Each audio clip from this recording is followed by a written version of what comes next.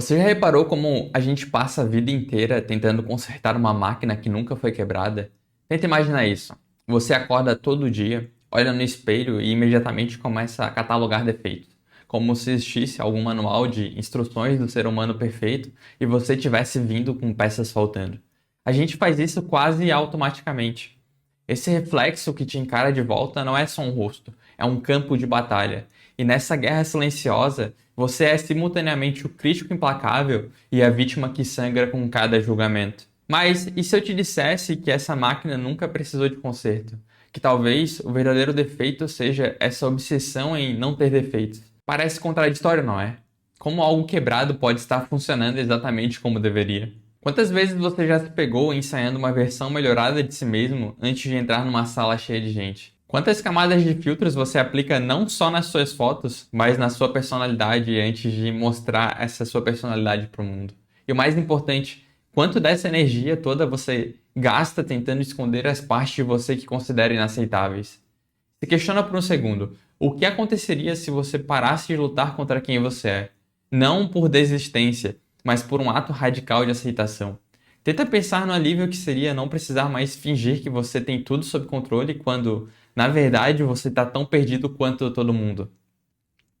Será que é possível existir sem essa performance inconstante? Ou será que a gente já está tão viciado em interpretar personagens que nem lembra mais quem é o ator por trás da máscara? O que a gente chama de autenticidade radical não é simplesmente ser você mesmo. É algo muito mais profundo e, paradoxalmente, muito mais difícil. É o reconhecimento honesto e sem julgamento das suas próprias falhas, limitações e contradições. Não para se conformar com elas, mas para usar como ponto de partida para qualquer mudança real. O psicólogo Carl Rogers, pioneiro da abordagem centrada na pessoa, mostrou em seus estudos que a mudança terapêutica significativa só começa quando a pessoa consegue se aceitar exatamente como é. Ele dizia algo fascinante. O curioso paradoxo é que quando eu me aceito como sou, então eu posso mudar. E isso vai contra toda a nossa intuição, né? A gente pensa que precisa se odiar o suficiente para criar motivação para a mudança, quando na verdade é justamente o contrário. Essa ideia de autenticidade radical rejeita completamente o conceito de amor próprio como um estado final a ser alcançado. Em vez disso, propõe um ciclo permanente, autoconfrontação sincera seguida de ação consciente que leva ao crescimento. E esse ciclo nunca termina, não existe uma linha de chegada. Agora vamos pensar em um exemplo hipotético. Pensa no João. João é um gerente de projetos que sempre se orgulhou da sua capacidade de liderança.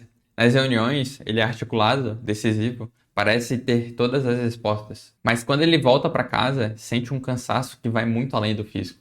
Um dia, depois de mais uma prestação perfeita, ele percebe, está exausto de fingir que nunca tem dúvidas. Num ato de coragem, ou até mesmo desespero, o João decide fazer algo diferente na próxima reunião. Quando ele foi confrontado com uma pergunta difícil, em vez de improvisar uma resposta confiante, ele simplesmente diz: "Não sei a resposta para isso agora, mas eu vou descobrir." O silêncio na sala pode parecer ensurdecedor. Ele sente o rosto queimar e certeza que acabou com a sua reputação. Mas então algo inesperado acontece. Um colega suspira aliviado e diz: "Ainda bem que alguém finalmente admitiu isso." Naquele momento, João não apenas se libertou do peso de parecer infalível, ele também criou um espaço onde outros podiam ser igualmente honestos. A vulnerabilidade que ele temia que fosse a sua ruína acabou sendo a ponte mais forte que ele já construiu com a sua equipe. Agora vamos pensar em outro exemplo. Pensa na Mariana, que cresceu ouvindo que a sua sensibilidade era uma fraqueza. Por anos, ela engoliu lágrimas, sufocou emoções, construiu muros tão altos que nem ela mesma conseguia mais escalar. A sua vida social era extensa, mas superficial. Muitos conhecidos, nenhuma conexão real. Quando finalmente ela decidiu encarar essa parte de si mesma, a sua sensibilidade extrema, não foi para eliminar, mas para entender. Mariana descobriu que a sua capacidade de sentir profundamente também era a sua maior força. Ela percebe nuances em relacionamentos que outros ignoram. Ela cria arte que toca as pessoas justamente porque vem de um lugar autêntico de emoção. Ao parar de julgar a sua sensibilidade como uma falha e começar a reconhecê-la como parte integral de quem ela é, a Mariana não se tornou menos sensível, mas se tornou mais capaz de navegar suas emoções sem ser dominada por elas.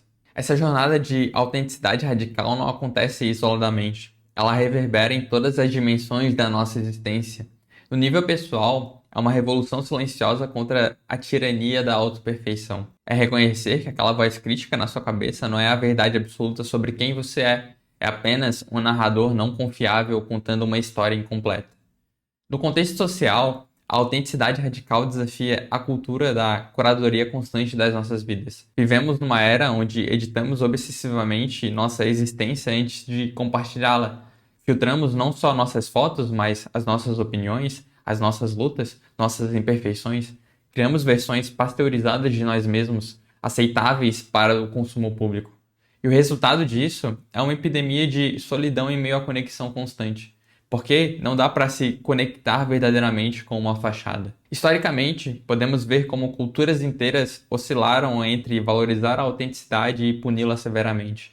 Dos filósofos gregos que defendiam o conhece-te a ti mesmo, aos períodos de conformidade forçada onde qualquer desvio era visto como ameaça, essa tensão entre ser quem somos e ser quem a sociedade espera que sejamos não é nova, mas talvez nunca tenha sido tão intensa quanto agora.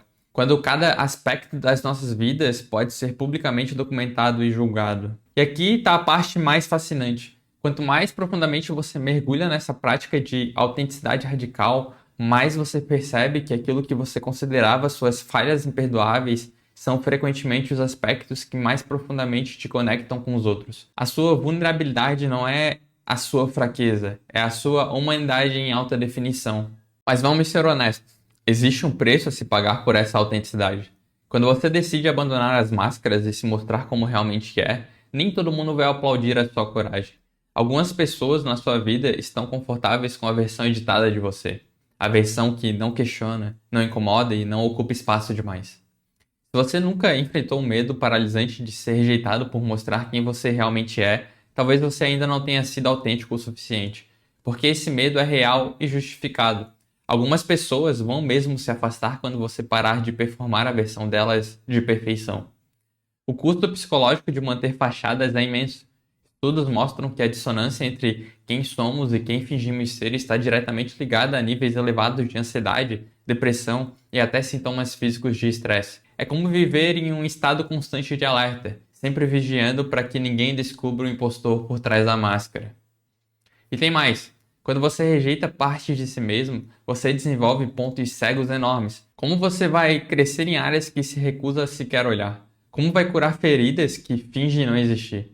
Essa negação não só impede o seu crescimento, ela garante que você vai continuar tropeçando nos mesmos padrões, cometendo os mesmos erros e sentindo as mesmas dores. Pensa no relacionamento que fracassou pelos mesmos motivos que o anterior. No trabalho que você odeia, mas continua fazendo exatamente como sempre fez e esperando resultados diferentes. Nos ciclos de autodestruição que você não consegue quebrar porque se recusa a admitir que eles existem em primeiro lugar. Então, como você começa essa prática de autenticidade radical? Não é com grandes gestos dramáticos ou confissões públicas. Começa com pequenos momentos de honestidade privada. Primeiro, tenta criar um espaço diário de autoconfrontação sem julgamento. Pode ser 5 minutos antes de dormir, onde você se pergunta: o que eu fingi hoje?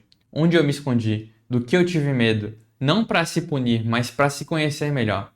Segundo, começa a praticar o que eu chamo de vulnerabilidade estratégica. Escolhe uma pessoa de confiança e compartilha algo pequeno, mas verdadeiro sobre você. Uma insegurança, um medo, uma dúvida.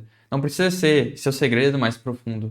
O objetivo não é se expor completamente, mas criar pequenos espaços onde você pode existir sem performance. Terceiro, desenvolve o hábito de questionar seus próprios julgamentos.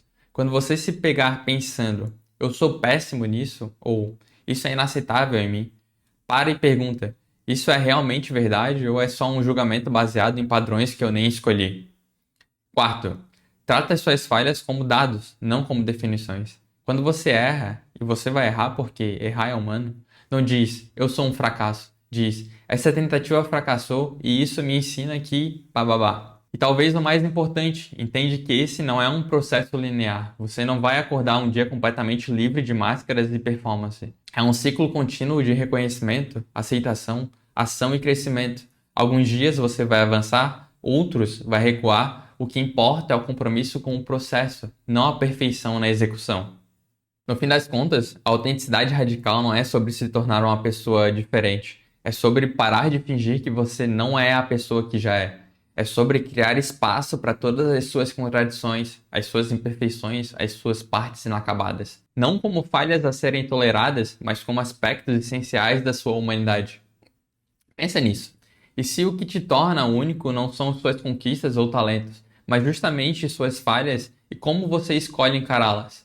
E se a sua maior contribuição para o mundo não for sua perfeição simulada, mas a sua humanidade autêntica?